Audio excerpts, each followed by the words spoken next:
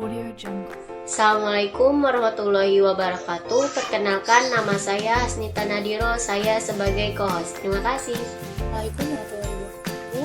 Saya Tanisa Susanti. Saya sebagai pemateri. Assalamualaikum warahmatullahi wabarakatuh. Perkenalkan, nama saya Rahmi. Di sini saya berlaku sebagai host. Terima kasih.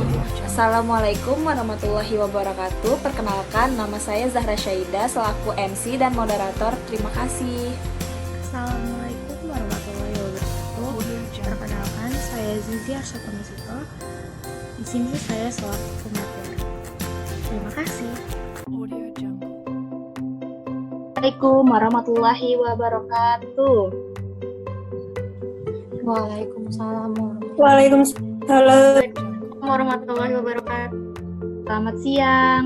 Perkenalkan, nama saya Zahra Syaida selaku MC dan moderator yang akan menemani acara sampai selesai.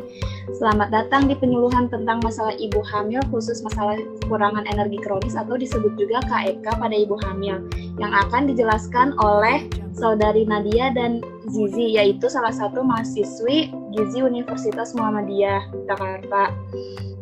Sebelumnya, kami akan memberikan brosur atau leaflet untuk yang dikerangkan akan diberikan oleh Kak Zizi, dan untuk yang mengikuti secara virtual akan diberikan melalui email. Saya dari mahasiswa Gizi ingin memberikan leaflet terkait penyuluhan KEK kepada ibu-ibu sekalian. Terima kasih.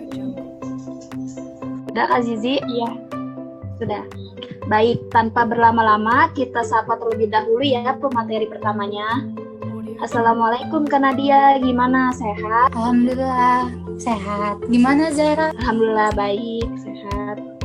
Baik, di sini Kak Nadia akan menjelaskan tentang masalah dan bagaimana sih penyelesaiannya.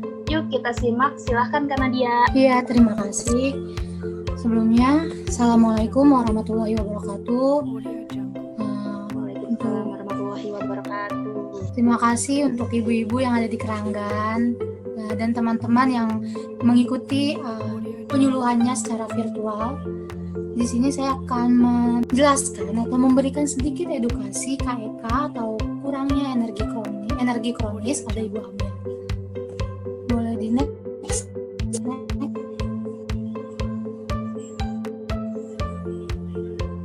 Nah, jadi kehamilan itu kan pasti peristiwa yang sangat ditunggu-tunggu oleh para ibu-ibu dan calon ayah gitu, karena akan mendapatkan peran barunya itu sebagai orang tua.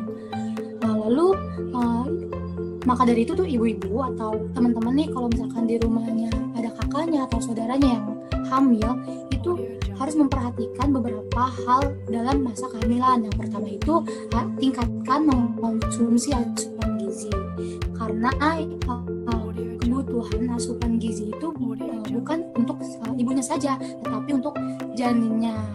Dan yang kedua, itu ada tekanan darah. Nah, tekanan darah normal.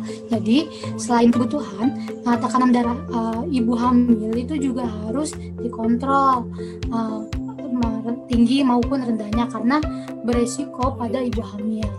Lalu yang ketiga itu selalu kontrol ke dokter atau puskesmas terdekat. Kapan sih harus kontrol kehamilan? Ini minimal 4 kali. Ini masa kehamilan mencapai 11 minggu, lalu 20, yang kedua itu 20 sampai 24 minggu, yang ketiga 28 minggu, dan yang keempat kalinya itu 32 minggu dan 36 minggu. Nah, apa aja sih masalah ibu hamil ini? Nah, pertama itu ada hipertensi. Nah, biasanya ibu hamil ini tuh sering terjadi hipertensi. Salah satunya itu mengalami keadaan stres gitu kan. Nah, stres, bagaimana sih cara mengurangi stres itu? Sorry Mbak. Nah, jadi ada 7 cara. Yang pertama itu ada kurangi konsumsi garam. Dan yang kedua itu makan lebih banyak biji-bijian, karena menurut penelitian bahwa biji-bijian yang kaya serat makanan juga dapat membantu menurunkan hipertensi. Lalu yang ketiga, jangan stres. Untuk ibu hamil itu hilangkan semua stresnya, kecemasan, dan lakukanlah relaksasi seperti mediasi, yoga, atau teknik pernapasan. Lalu yang keempat, mulai banyak bergerak. Jadi ibu hamil itu kan pasti harus banyak bergerak gitu, kayak seperti sore-sore nih jalan-jalan keliling komplek atau keliling kampung gitu kan. Terus yang kelima, tidak merokok dan minum alkohol, karena merokok dan alkohol itu selama kehamilan itu dilarang untuk keselamatan dan kesehatan si bayi atau janinnya. Nah yang keenam ini, perhatikan berat badan. Kelebihan berat badan merupakan faktor resiko hipertensi. Lalu yang ketujuh, ini yang terakhir, konsultasilah ke dokter jika ingin konsumsi obat. Jadi untuk obat-obatan yang diberikan untuk ibu hamil kan tidak boleh sembarangan ya, karena itu akan memicu kepada ibu hamil dan janinnya. Nah yang kedua ini ada anemia. Anemia itu kekurangan zat gizi. Nah di sini nih ada contoh-contohnya untuk makanan pangannya, sumbernya. Yang pertama itu kayak sayuran hijau, terus kayak bawang merah, biji-bijian, kacang-kacangan, dan yang sering itu pasti kan hati ayam gitu. Nah untuk makanan-makanan yang tinggi zat besi bersama makanan tinggi kandungan vitamin C. Jadi untuk kita kan mengonsumsi anemia itu kan, atau kekurangan zat besi itu pasti dikonsumsi atau dicegahnya itu dengan mengonsumsi makanan yang tinggi zat besi. Nah untuk makanan yang zat besi itu biasanya kita tuh kayak pendampingnya itu yang diperbolehkan itu yang mengandung vitamin C, seperti kayak misalnya lagi makan gitu, misalnya makan hati ayam atau apapun itu, kita minumnya pasti yang kayak jus jeruk atau yang mengandung vitamin C pokoknya. Lalu tidak boleh menghalang penyerapan seperti gangguan. Nah yang tidak diperbolehkan itu makan dengan dibarengi oleh kopi, teh itu. Nah itu kan karena kopi dan teh itu menghalang penyerapan si zat besinya. Nah yang ketiga ini masalah kurang energi kronis. Ciri-cirinya terasa lemas, lemah, lesu, letih gitu, wajahnya pucat, terus berat badannya sulit bertambah, terus ukuran lila atau lingkar lengan atasnya itu kurang dari 23,5 cm, dan ibu hamil itu juga mengalami next. Nah, bagaimana sih cara pencegahan KK? Nah, cara pencegahan KK itu dengan melakukan prinsip gizi ibu hamil. Next. Yang pertama itu ada variasi makanan. Nah, variasi makanan dengan memenuhi gizi seimbang. Yaitu di sini, nah ini contohnya untuk piringku. Jadi nasinya itu kira-kira 1/4 dari piring, terus ada sayurannya itu 1 mangkuk, lalu ada lauk pauknya dan buahnya. Lalu di sini juga kita membatasi untuk batasi gula, garam, dan minyak. Jadi untuk ibu dan teman-teman, untuk gula, garam, dan minyak ini setiap harinya itu dibatasi, seperti gula itu 4 sendok makan, lalu garamnya itu 1 sendok dan minyaknya itu 5 sendok makan. Lalu perbanyaklah minum air putih, kurang lebih itu 18 per hari. Lalu lakukan pola hidup bersih dan sehat seperti mencuci tangan gitu. Lalu beraktivitas fisik seperti olahraga, bersepeda, dan memantau berat badannya. Lalu ada suplementasi ibu hamil. Jadi untuk ibu hamil kan pemerintah juga dianjurkan untuk mengonsumsi suplementasi. Kita ada zat besi, asam folat, dan kalsium. Nah ini untuk menambah gitu. Kalau zat besi itu menambah darah untuk ibu hamil. Kan kalau misalkan ibu hamil kalau ada persalinan itu kan memerlukan darah yang banyak. Maka dari itu dipersiapkan gitu supaya zat besi atau darahnya. Nah di sini ada pola hidup bersih dan sehat. Yang pertama itu lakukan persalinan di fasilitas kesehatan. Nah kenapa sih persalinan itu dianjurkan di rumah sakit atau puskesmas? Karena di rumah sakit dan puskesmas itu kan udah terjamin gitu fasilitasnya, seperti barang-barangnya, pokoknya jauh lah, dia tuh steril dan jauh terhindar dari infeksi gitu. Lalu yang kedua, memberi bayi ASI eksklusif. Nah, gitu. Itu kan biasanya bayi eksklusif memberikan bayi ASI eksklusif ini dari 0 sampai 6 bulan. Lalu menimbang balita setiap bulan. Nah, ini untuk apa? Untuk kita tahu nih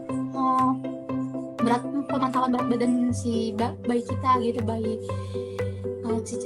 calon bayinya gitu. Nah, terus biar tidak, jadi tahu nih bayinya tahu si kecilnya itu kekurangan zat gizi atau tidak gitu. Lalu makan buah dan sayur setiap hari. Nah, ini kan juga penting ya, karena sayur dan buah itu kan banyak mineral, vitamin gitu untuk pertumbuhan si kecil. Lalu melakukan aktivitas fisik setiap hari gitu. Ini juga sangat dianjurkan aktivitas fisik. Lalu tidak merokok, atau misalkan nih ada keluarga yang merokok di rumah, itu tolong jauh-jauh dari ibu hamil karena kan akan berbahaya ya untuk janinnya juga. Lalu menggunakan jamban yang sehat dan memberantasi serangan nyamuk minimal seminggu sekali. Nah, ini tuh nyamuk itu juga faktor dari masalah gitu, yang menyebabkan masalah ibu hamil. Lalu mencuci tangan dengan air bersih dan sabun dan menggunakan air. Baik, terima kasih. Kurang lebihnya mohon maaf dari saya, banyak gangguan di sini. Saya kembalikan lagi kepada moderator. Ya, terima kasih untuk Kak Nadia. Baik, selanjutnya ada Kak Zizi yang akan menjelaskan leaflet atau brosur. Tanpa berlama-lama kita sapa terlebih dahulu ya Kak Zizinya. Assalamualaikum Kak Zizi. Salam. Gimana? Sehat? Sehat, alhamdulillah. Ya, tanpa berlama-lama, baik Kak Zizi, untuk waktu dan tempat kami persilahkan. Assalamualaikum warahmatullahi wabarakatuh. Waalaikumsalam warahmatullahi wabarakatuh. Jadi sebelum saya dari mahasiswa ini, jadi yang pertama itu ibu-ibu di sini pada tahu belum KK itu apa? Belum. Jadi KK itu masalah gizi pada ibu hamil yang disebabkan karena adanya kekurangan asupan makanan bergizi dalam waktu cukup lama. Umumnya, seseorang yang mengalami kondisi KK ini dapat menjadi tanda bahwa ibu hamil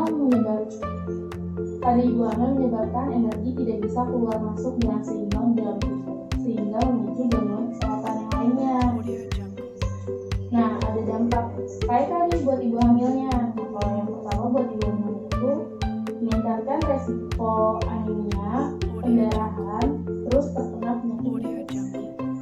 Yang kedua itu kalau buat janinnya sendiri itu bisa beresiko terjadi proses pertumbuhan janin yang terhambat, terus bisa kemunduran, terus bayi lahir mati, cacat bawaan, anemia pada bayi, mati dalam kandungan, lahir dengan berat badan rendah atau BBOM. Nah, terus dampak terhadap persalinannya itu bisa persalinannya lama, bisa yang sebelum waktunya atau prematur. Jadi harus dicegah nih KK ini. Nah, cara cegahnya itu dengan mengkonsumsi zat besi, tablet zat besi yang sudah dianjurkan oleh pemerintah yang diberikan yang sebulan selama haid itu setiap harinya harus mengkonsumsi zat besi supaya zat besi itu tidak kurang. Nah, kalau untuk yang ibu hamil itu selama hamil itu harus mengkonsumsi sekitar 400 tablet besi. Nah, terus kalau misalnya nggak minum suplemen itu ada makanan yang mengandung tinggi zat besi nih, kayak biji-bijian, daging merah, kacang-kacangan, sayuran hijau, dan hati. Nah, terus konsumsi vitamin C nya juga harus cukup. Jadi biar penyerapan zat besinya bagus itu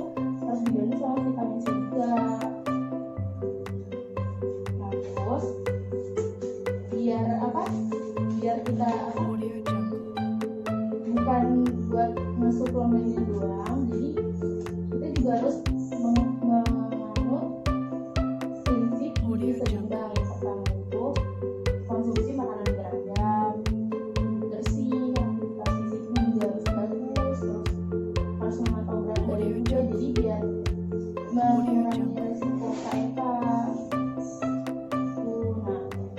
Untuk hidup bersih itu tuh kita harus melakukan perilaku hidup bersih sehat, yaitu PHBS. Nah, PHBS itu upaya untuk menularkan pengalaman mengenai hidup sehat melalui individu, kelompok maupun masyarakat luas dengan jalur-jalur komunikasi sebagai media berbagi informasi.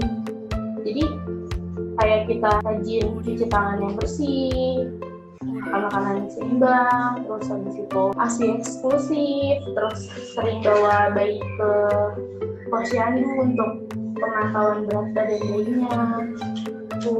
Jadi dari penjelasan Ustadz udah segitu aja. Kira-kira ada yang mau ditanyain gak nih? Ibu Zizi, saya mau tanya. Di sini kan untuk dampak KEK terhadap janin itu ada yang bayi lahir mati sama bayi mati dalam kandungan. Itu perbedaannya apa ya Bu? Bisa dijelaskan? Makasih Bu. Oh, jadi bedanya itu bayi lahir mati itu dia pas sudah dilahirkan itu dalam keadaan sudah tidak bernyawa gitu. Jadi pas baru dilahirkan itu keadaannya dia sudah meninggal. Nah, kalau misalnya bayi mati dalam kandungan itu seperti pas dicek di USG itu dia udah nggak ada. Jadi udah ketahuan pas dalam kandungan tuh udah meninggal gitu. Jadi bahaya ya Bu, kayak gitu terhadap ibu ya. Iya, bahaya banget. Makasih ya Bu. Ya. Udah nih Mbak Zara. Baik, Kak Zizi, terima kasih ya. Ya, jadi ada yang ingin bertanya lagi? Saya mau bertanya, kebetulan saya berencana untuk mengganti gaya hidup saya menjadi vegan. Mengenai KEK, bagaimana cara saya mencukupi asupan zat besi saya nanti apabila saya tidak mengkonsumsi produk hewani? Terima kasih. Boleh langsung dijawab? Baik, saya jawab ya. Tadi Mbak Rahmi ya. Ya. Jadi begini, untuk Mbak Rahmi dan teman-teman yang hanya vegetarian, jadi hanya mengonsumsi sayur-sayuran atau sumber nabati, itu dengan cara banyak mengonsumsi Fe atau zat besi yang sumbernya itu dari pangan nabati seperti sayur-sayuran hijau, lalu juga menambah dengan suplemen penambah darah. Nah, selain itu baik juga diharapkan untuk rutin melakukan pengecekan kadar hemoglobin tubuh agar dapat dipantau dengan baik apakah kadar hemoglobin tubuhnya itu rendah atau tidak. Jadi memang kalau pangan nabati itu kan kurang ya, jadi untuk Mbak Hamid dan teman-teman bisa menambahnya itu dengan suplemen gitu, suplemen Fe atau penambah darah seperti itu. Baik, terima kasih Kak. Ya, ibu-ibu ada yang ingin bertanya lagi?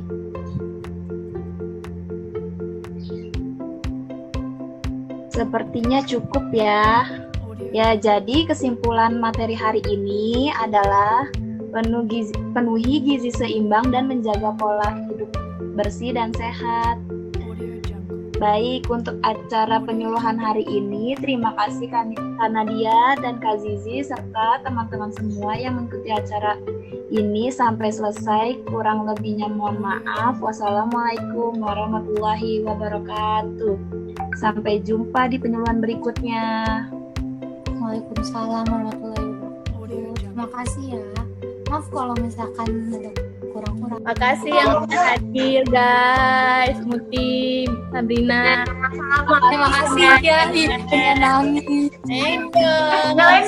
Terima kasih semua Sabrina, Nevita, Muti, Kopipa, dari. Terima kasih. Oke, ditutup ya.